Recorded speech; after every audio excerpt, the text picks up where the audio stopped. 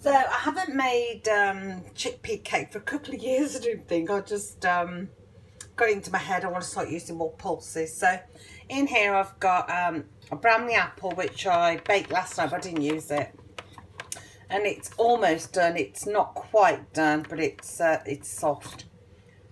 And I've cored it, and I've left the skin on because I like to include as much roughage as possible. And a tin of drained chickpeas. Just going to blend that into like a batter. So I'm just going to mix the spices together. I've got clove, mixed spice, a good heaped teaspoon of ginger. Just going to give that a little stir through. So the only thing I might add to that is some cinnamon. I'm just going to get that. Okay, so I like strong flavour, so I've added a good tablespoon in there. There we go. And that's the flavouring for this cake. So I've whisked up the eggs. I've got 3 eggs in there. And I'm going to get another dish now and start bringing all those ingredients together. But before I do that, I'm going to zest up some lemon.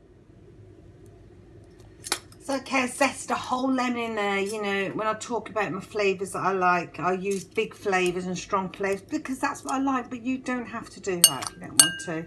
So I've added in the baking powder as well because I forgot. I'm always forgetting something. I'm the forgetful cook. That'd be a good title of my book, wouldn't it? If I ever made one. So a teaspoon of baking powder in there, all mixed together. So I'm going to, as I said, I'm going to get the other baking bowl out and start bringing it all together. So there's the chickpea batter. It's gone quite smooth, as you can see. And into there I've added these flavourings I get from Sainsbury's. I really like them. Teaspoon of each, almond and vanilla. It's going to give those two a mix together and then start whisking the eggs, and then I'll fold through the dry ingredients shortly. So I've made a well in the middle and I've added in the whisked eggs. So I'm just going to bring those together.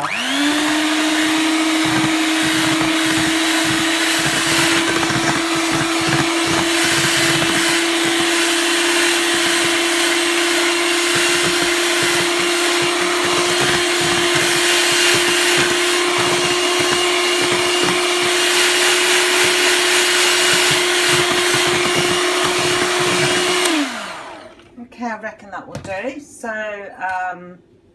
the dry ingredients are going in. Whisk those together as well.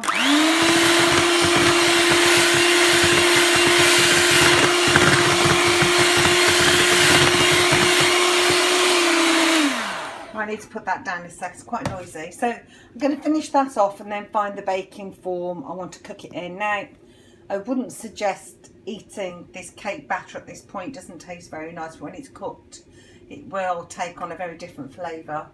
So if you're a cake batter eater like me, don't try this one. So you can see it's quite a light cake batter. Just bring all that together for you to see.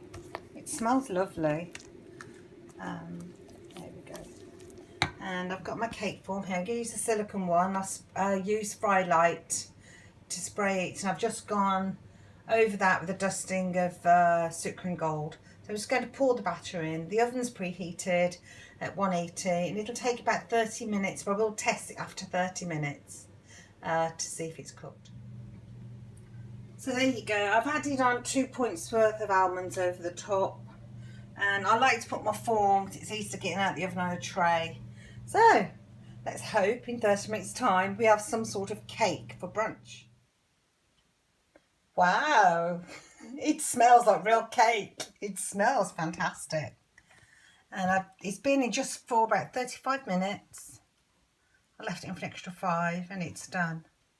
So I'm going to leave it cool a bit before I try and take it out because it's very hot to handle as is. But it smells absolutely amazing. Let's just hope it tastes as good as it smells. Scrummylicious. Fingers crossed.